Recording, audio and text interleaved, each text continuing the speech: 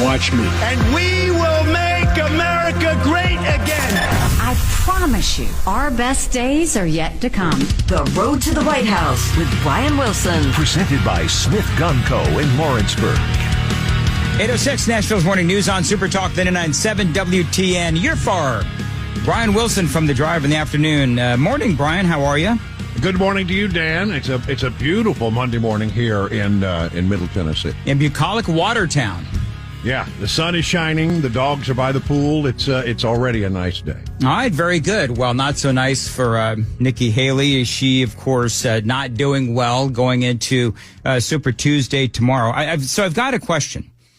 D.C. primary, of course, Nikki Haley won the D.C. primary. I almost thought about breaking out the breaking news sounder, but then I thought better of it because it's obviously not a big deal. Well, it's not a big deal. I mean, is it a surprise that the swamp doesn't like Donald Trump? Right. I mean, really, honestly, and you have to understand that in the District of Columbia, I just checked my numbers here, the latest population numbers. There are about 712,000 people.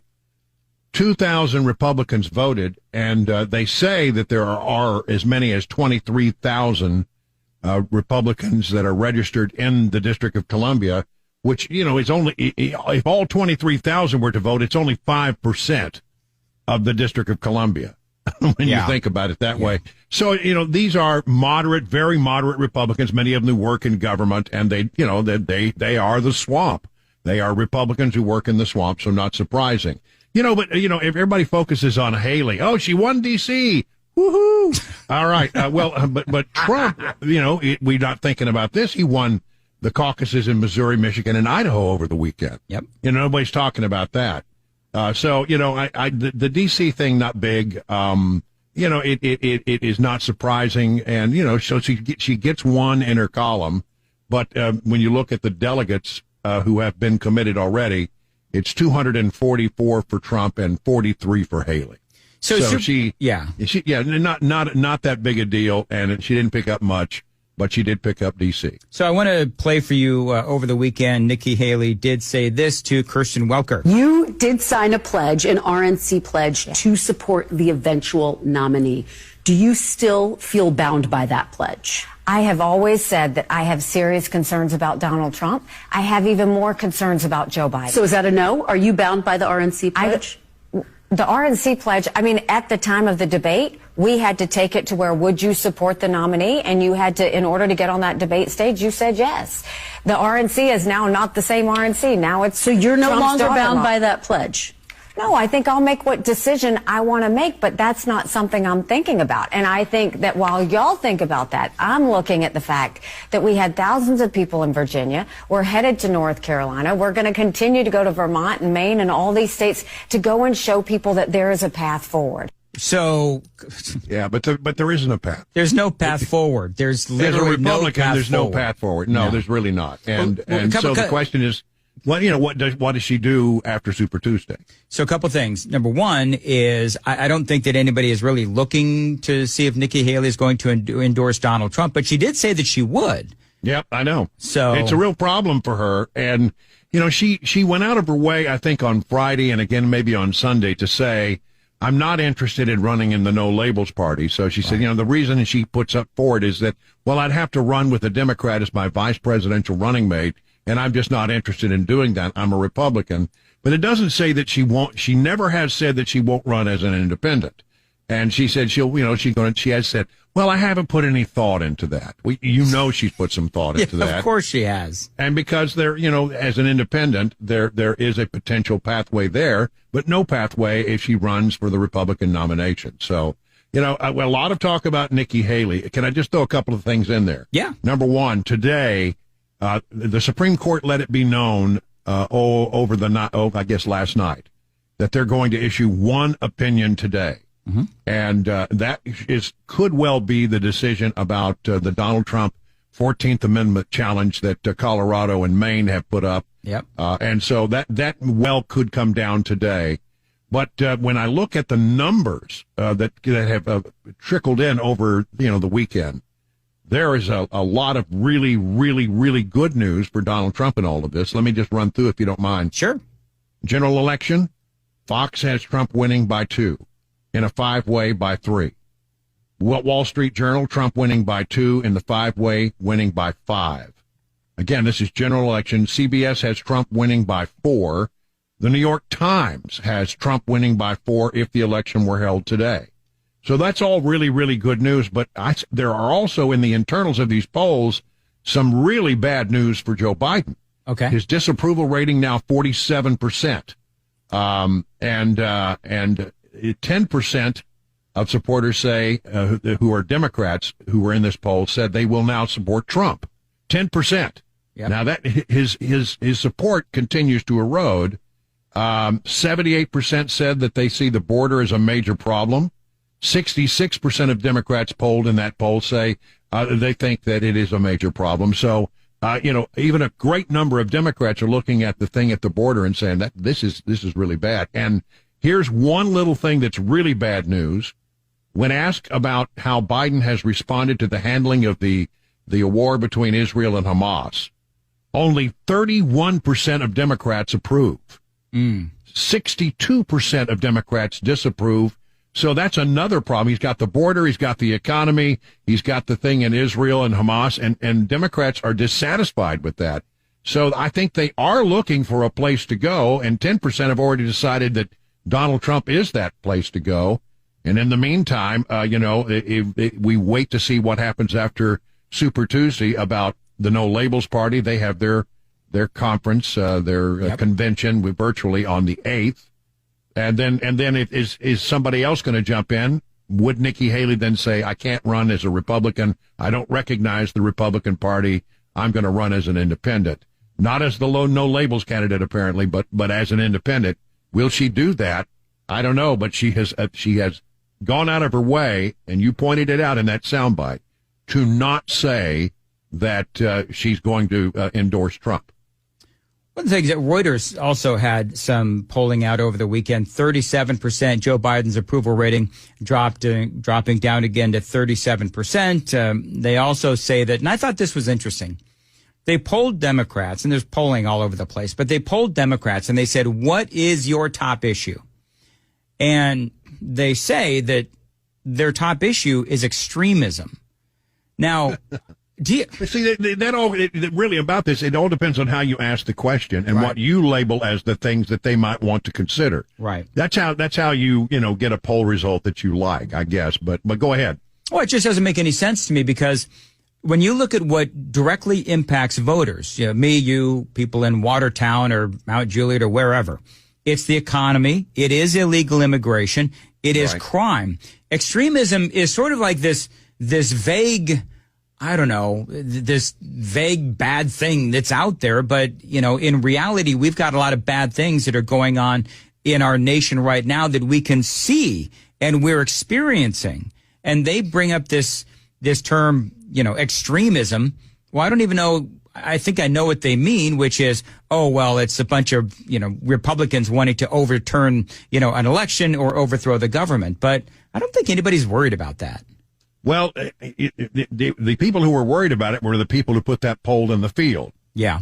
They came up with that term because they are concerned about it. It's not something that's on the mind. I think if you said to most Americans, are you concerned about extremism? Well, yes, of course. I don't want anybody to be extreme. But if it does, what does it mean? Everybody's going to say they don't like extremism. Right. So it's sort of a stupid question to be asking in the poll. And this is what happens. You got to look at these pollsters. And when they ask a question like that, it's because they think it's an issue. But I don't think that most Americans wake up and say, I'm really concerned about the situation with extremism in America today. Well, I don't think that happens. And they think it's an issue, or they want it to be an issue. Yeah, exactly. Or they're trying to stir it up. You're exactly right. Brian Wilson joining us from the afternoon show. You're Farb. So, Brian, we have our big event tomorrow night, Super Talk and Super Tuesday. You can get all the details at 997WTN.com. You think that we're going to be there late? Well, I mean, I think the outcome of what's going to happen in the Republican primaries that are out there, and remember, there's 15 states and the all-important Republican primary in American Samoa. You don't want to leave the American Samoans. They don't want to be left out. No. Yeah, I think there's not going to be any surprises. But the problem is that it's going to be time zones. To have all of this, you've got some Alaska, for example, will come in late. California will come in late. Colorado's in the mountain time zone. Yep. And you have a lot that will come in the eastern and Virginia, Vermont. We got Utah, but we got Texas in the central time zone. We're in the central time zone. So a lot of the big things will take a little while to come in simply because of time zones. But, I don't think anybody believes that the outcome is in question. We all know that Donald, in fact, he could well clinch. Yep. He needs 1,215 delegates, and there are 1,639 delegates up for grabs. So it may be close if Nikki Haley pulls any of these delegates, but many of these states are winner take all. And Kirsten Welker was like, okay, so if you don't win any of the states and you don't get any delegates, will you then drop out? And she's just, gaslighting America, Nikki Haley. Well, I'm not thinking about that. Well, of course you're thinking about that. Now, let me ask you, Brian, how will things change for Donald Trump once he is officially the nominee? Does he start working closer, for example, with the RNC? Fundraising changes. What happens then? Well, I think the first thing is he's already sort of, discounted Nikki Haley, although I think Nikki Haley is a burr under his saddle. I think it really bothers him that she's still out there making noise. But when you clinch, if you clinch, or you come close to clinching, or you carry all 15 states, then I think what happens is you just go forward as the presumptive nominee, and the RNC, which is changing hands right now, or will change hands shortly after March, the Super Tuesday, March 5th. They will be focusing all of their efforts not on trying to stay neutral during the primary season. They will now just go full bore for Trump, and I think that's why.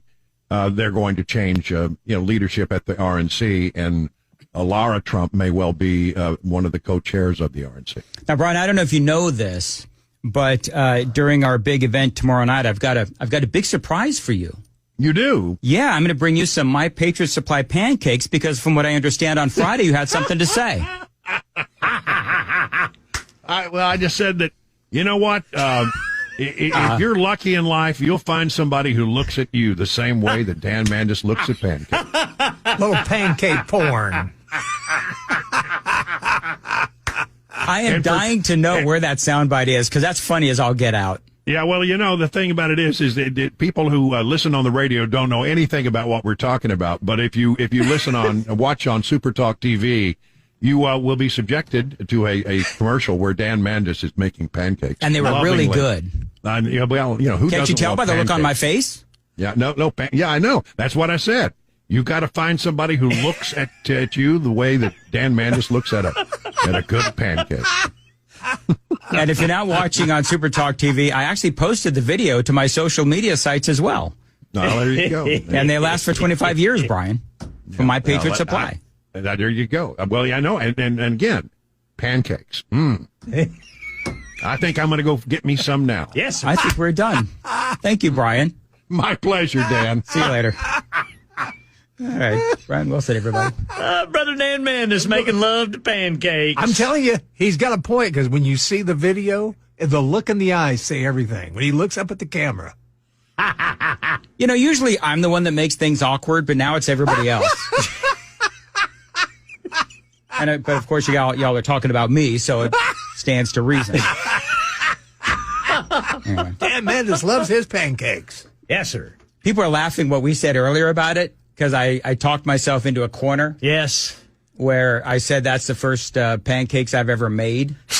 Because I've always had a wife or girlfriend to make them for me. Hey, woman, I need some pancakes. And then, of course, that draws images of knuckle-dragging men with clubs telling their wives to get in the kitchen and make some pancakes. With the old T-shirt on, the sleeveless T-shirt. Hey, woman, I need some pancakes. That's exactly right. And while you're at it, give me a beer, will you? There you go. Mama.